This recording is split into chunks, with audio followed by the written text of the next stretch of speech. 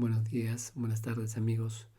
Mi nombre es Luis Espinosa y quisiera comentar algunos temas de electricidad, sobre todo por un proyecto de ley que se está discutiendo en el Congreso, ya viene varios años, y que varios amigos lo comentan.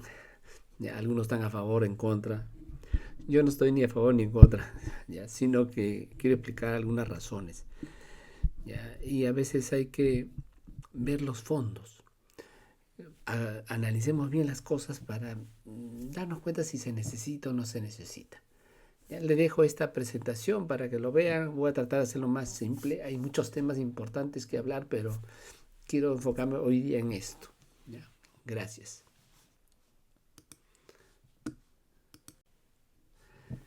Como les decía, una cuestión previa y que tenemos que tenerlo siempre presente. En primer lugar, la generación en el Perú es libre. ¿Qué significa libre? O sea, y las redes, o sea, transmisión, distribución, son 100% regulados. Se regula porque constituyen monopolios naturales. A veces son monopolios legales como la distribución, pero siempre la distribución confluye a ser un negocio de uno. En cambio, la generación es un negocio de muchos. Por lo tanto, hay competencia. Lo que tenemos que buscar siempre es que haya más competencia. Entonces, revisemos bien ese concepto. Entonces, si esto es libre, o sea, porque los precios vienen de la oferta y la demanda, el que desea ingresar a este mercado sabe cómo son los precios o hacia dónde van a tender. Entonces, el acceso es libre. ¿Qué significa? No te cobro por entrar. Y la potencia es el sinónimo de la confiabilidad. Países que tienen estructurado un precio de potencia es porque quieren poner en evidencia que se requiere confiabilidad. Hay otros países que lo han incluido dentro de la energía, ¿ya? Pero eso tiene otros problemas. Entonces, precio libre significa menos regulación es mejor. O sea, busquemos que se regule menos, porque el regulador cuando ingresa con buenos deseos, pero de buenos deseos está impregnado el infierno. Recuerden eso, nosotros hemos venido de regulación, de mucha regulación del Estado, hemos salido de eso. Otros países se metieron a regular demasiado y están saliendo de eso. Recuerden, regular no es bueno. Si el mercado puede funcionar, dejemos que funcione. Entonces, no existe una tarifa de acceso por cada tecnología. No es que haya una tecnología buena o una mala. Todo depende de qué quieres medir para decir que es bueno o malo. Ya no existe eso. Siempre se busca la mezcla, porque uno aporta ciertas cosas y otro no. Entonces, dejemos de culpar a una u otra tecnología, porque tendríamos que hablar mucho de eso. Y el precio de la potencia lo va a pagar el público y ahí se va a incluir la reserva que requiere el sistema para hacer frente a las eventualidades, a las contingencias. Entonces, en el Perú, el precio de la potencia se establece como un precio de la unidad de punta, o sea, de la central térmica que necesitamos tener siempre, más un margen de reserva por aquí que hay que tener muchas de estas centrales en stand-by. En stand-by significa en reserva fría. O sea, no están operando, pero están esperando. Pero hay que pagarles, son costos fijos. Entonces, recordemos siempre eso. La confiabilidad se va a pagar de una u otra manera. Entonces, la confiabilidad es un bien público. Bien público significa que no se puede comprar uno a uno, se compra el conjunto, todos o lo pagamos o no lo pagamos. Por eso que se establece como si fuera un impuesto. El precio de la potencia es un impuesto. Lo pagamos todos e incluye el concepto de confiabilidad. Entonces, quiero aquí hacer un análisis sencillísimo. Por favor, no sientan que estoy abogando por uno u otro. No, quiero solamente que se pongan a pensar en esto. Partimos siempre, la peor solución en un sistema eléctrico es un sistema 100% térmico, donde no hay opciones. La térmica se puede instalar en cualquier momento, en cualquier lugar. Es un tema de costos. Pero para encontrar recursos renovables, no, son lugares donde existen los recursos renovables. En otros lugares no existen. Entonces, podemos tener 100% térmico. Lo siguiente es tener una mezcla hidrotérmico, o sea, que aparezca una hidráulica. Eso es lo que el Perú ha tenido, hoy día hemos tenido hasta hace años, pero después se han incluido las reservas. Digamos 60-40, como hoy día tenemos 60% de la energía viene de origen hidráulico y 40 térmico. ¿Ya? Digamos que eso ocurre. Digamos que en el futuro podamos llegar a meter otras renovables, ejemplo solar, eólica, y que se iguale con la hidráulica. Digamos que en el futuro. Y que el térmico se reduce en proporción de energía.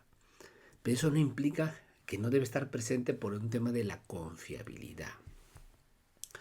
Entonces, los sistemas térmicos siempre tienen la mayor confiabilidad. Siempre. Eso se demuestra matemáticamente. Miren Estados Unidos, cuando ellos han operado con mucha térmica, siempre tienen la mayor confianza. Al tener más confianza, requieren menos reserva.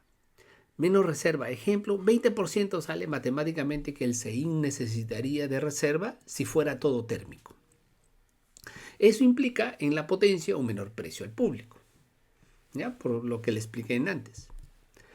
En cambio, cuando usted ingresa a la hidráulica le agrega más distorsión, ¿ya? O sea, reduce la confiabilidad y necesitamos meter más reserva. Eso implica subir el precio de la potencia porque la reserva se va a meter en el precio de la potencia, que es el precio de la confiabilidad. Entendámoslo.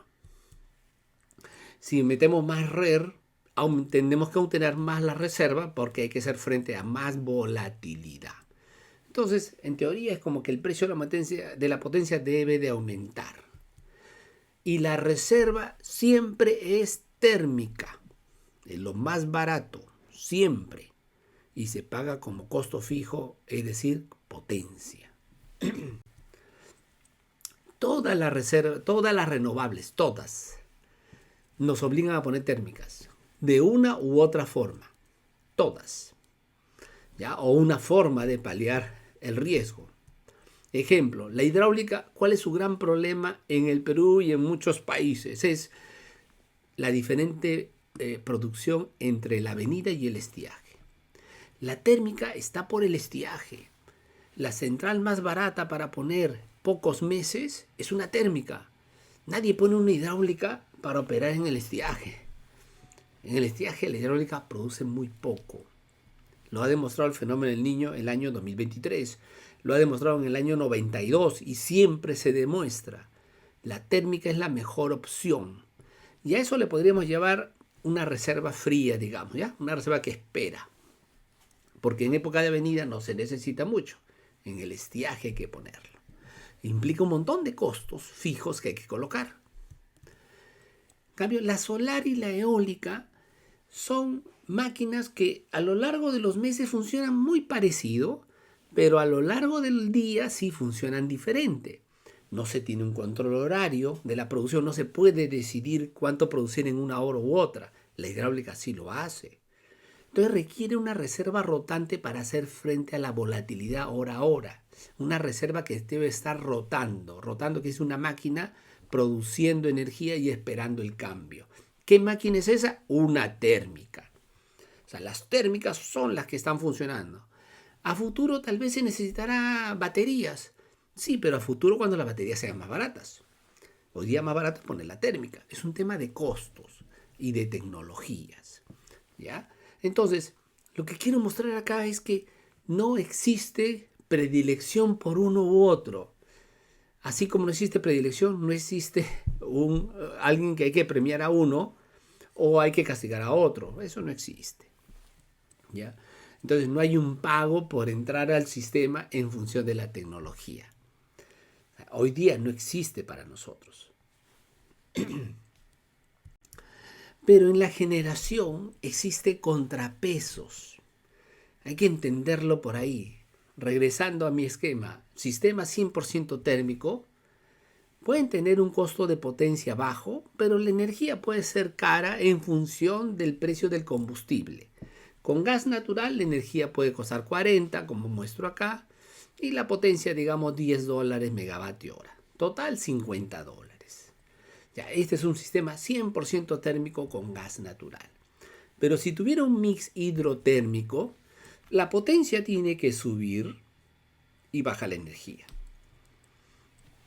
El total puede ser el mismo. No hay ningún problema entre uno y otro. No estoy asegurando que sean iguales, pero pueden ser. Va a depender de la competencia.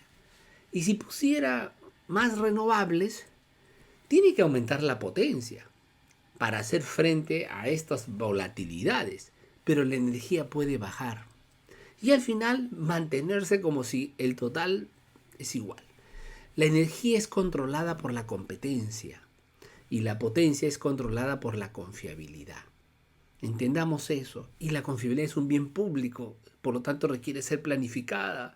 Por lo tanto, ¿quién tiene que estar supervisando? El regulador o el planificador. ¿Y qué pasa si Ocinermin, que es el regulador, no aumenta la reserva para compensar esto? Entonces no habrá térmicas. Y si no hay térmicas, aumenta el riesgo del sistema. Entonces, los reguladores normalmente están tentados a no aumentar los costos. Le tienen miedo al costo, porque la confiabilidad es difícil de vender. Pero sacrifican la confiabilidad en pos del costo. Y cuando ocurre una falla, le echan la culpa a la tecnología. La tecnología no tiene la culpa de nada, ninguna tecnología, porque los sistemas requieren mezcla. Y en esa mezcla, en teoría, estamos en el menor costo posible. Luego, otra cosa previa. Un tema es la producción y otro es la venta. No son lo mismo. Entonces, yo tengo un mercado de corto plazo ahí puesto al medio. Le llaman a otro lado spot. Funciona con costos marginales de energía. Energía es básicamente ese mercado. Entonces, en el lado izquierdo puedo tener la inyección, que es sinónimo de producción, y en el lado derecho voy a poner el retiro, que es sinónimo de venta. Entonces, en la inyección yo puedo tener diversas tecnologías. Ahí pongo solar, eólicas, con diferente comportamiento. Ninguna de esas se va a castigar o no. Es lo que existe. Igual que la hidráulica, igual que las térmicas. Eso existe. Ese es el recurso que existe. Pero a la derecha yo tengo el cliente. El cliente, dado por esta línea azul, consume de diversas formas a lo largo del día. El cliente puede decidir comprar todo eso a un solo suministrador por 24 horas o en teoría comprar bloques diferentes. En teoría puede comprar hora a hora del mercado de spot, sino que lo hemos prohibido que lo haga. Le hemos dicho que alguien te tiene que vender. Pero en teoría puedes comprar por bloques. O sea, pensemos, no es un problema comprar por bloques. ¿Ya? Entonces, lo que el comercializador hace es junta la producción y luego lo vende a los clientes. El cliente puede pagar un solo concepto. O sea, lo más fácil para el cliente es comprar 24 horas. Hay algunos que les gustaría comprar un solo bloque y otros hacerlo hora a hora. Cada quien decide. Regresemos al concepto. Esto tiene que ser libre. Cuando existen comercializadores independientes, o sea, del productor, independiente del distribuidor, este comercializador lo que hace es juega con el spot y vende a clientes. O sea, puede mezclar del spot. El spot le da un precio hora a hora. El tema son los riesgos. Siempre el problema son los riesgos. ¿Qué riesgo queremos mitigar? Entonces, todo esto que le explico se puede hacer de forma libre en cualquier esquema. Pero aquí se identifica quién asume el riesgo comercial. O sea, hay un riesgo comercial. O sea, esto para ponernos a luces a revisar, a ver esta ley, ¿ya? Un ratito, es eso previo. Dense cuenta, ¿se puede hacer hoy día? Sí. ¿Lo pueden hacer algunos comercializadores? ¿Todo? Sí. Nada lo impide. La ley de concesiones no impide hacer esto, sino que se puede hacer en un mercado primario como el spot o un mercado secundario que son contratos. Nada más. Entonces, revisemos un poquito el proyecto de ley la forma más rápida posible. No se dice qué trata el proyecto de ley. Lo he resumido, creo que son 5 puntos. Primer punto, el contrato regulado, el contrato que el distribuidor compra para el mercado regulado. Se definen los plazos, se dice cómo se reparte, y ahí es donde entra el tema de los bloques. Tratan de decir que también se puede hacer por bloques la compra, ¿ya? Pero esto de acá en ninguna ley lo prohíbe, ni la 28832. Hay un reglamento de la ley de concesiones que te dice los 24 horas el bloque. Eso se puede cambiar. Por lo tanto, si no lo quieren adaptar, háganlo en el reglamento. Segundo, reglas para la licitación, el mercado regulado, las compras verticales de los bloques verticales, las licitaciones en 10 años a futuro, la adjudicación, ya, todo eso se hace en un reglamento. Hasta yo podría decir, si tú quieres obligar obviamente al distribuidor a ciertas cosas y ciertos costos, lo tienen que hacer en la ley. Ya. Pero esto de aquí es comercialización. Las dos cosas son comercialización, no son producción. Sí, es un problema comercial hoy día vender. Ya, discutamos eso. Yo creo que no hay ningún problema comercial. Sistemas aislados. Lo que se pretende es que las empresas del FONAFE tengan que licitar, ¿ya?, para comprar energías renovables en los sistemas aislados. Ya. Esto lo pueden hacer con decreto supremo, porque las reglas del FONAFE se pueden hacer así. No está implicando a ningún otro actor. Los sistemas aislados son todos regulados. Servicios complementarios que maneja el COES para el sistema. No se requiere definición de agente, no se requiere nada de eso. Esto lo pueden hacer con decreto supremo, con reglamentos. Todo esto está dentro del COES. Pero lo han querido vender como que se requiere un agente. Precio de referencia al mercado libre. Aquí sí la ley dice cómo se calcula ese precio. ¿Ya? Si se quiere cambiar a una mezcla diferente, tiene que hacerse una ley. Ese es lo único de lo que yo reviso que podría ser la ley. Y la obligación al distribuidor. Reglas para el comercio de energía de la empresa del Estado. Ya, ustedes saben que a una empresa del Estado hay que autorizarlo para que haga ciertas cosas. Entonces aquí se le puede autorizar con decreto supremo, porque no hay ninguna ley que impida eso. Hoy día la electricidad, las empresas pueden comprarlo de forma libre, negociada, o de forma de tarifa o sin Sinermin. Tienen que liberar las cosas. En resumen, el proyecto de ley solo es necesario si queremos obligar a que las distribuidoras liciten demanda asumiendo el riesgo de los costos fijos. Porque en los contratos que se han diseñado se le han puesto costos fijos a la distribuidora. Y ellos tienen el riesgo de la demanda. Eso es lo que no les gusta. Tienen que aprenderse de los contratos libres donde no hay ese riesgo. Segundo, precio de referencia. Ok, si se quiere cambiar esto, ok, se puede hacer, pero es un paliativo. Lo único que bajará el precio a largo plazo es la competencia. Este precio es un referente. Entonces, todo el resto se puede hacer con reglamentos del MINEM o con el COES. Nada más se necesita. Se entiende que el incentivo a renovables es por la venta en bloques. Eso es lo que yo he entendido, he escuchado, he leído todo en los documentos. Pero es para horas del mercado regulado. Y esto no está ligado a la producción, es la venta.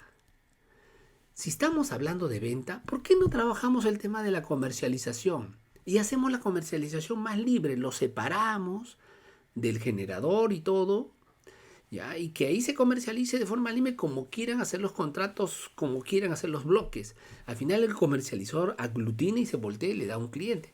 A ningún cliente le gusta, de lo que yo sé, es comprar en cada bloque y él hacer las sumas. Se complica la vida. A él le gustaría que todo se junte y le den una sola factura. O sea, entonces, póngase en el zapato del cliente. Al final, no se necesita el proyecto de ley, a excepción de esos dos puntos, que no son los gravitantes. Tengamos cuidado de llevar leyes al Congreso. Siempre. Porque uno puede llevar un proyecto de ley que tiene la forma así de un caballo y al final va a salir un camello. Ese es el riesgo. La ley es abierta. La ley deja más libertad. No le pongamos cosas, porque después vamos a estar tentados a seguir metiendo cosas y sobreregulamos. Muchas gracias.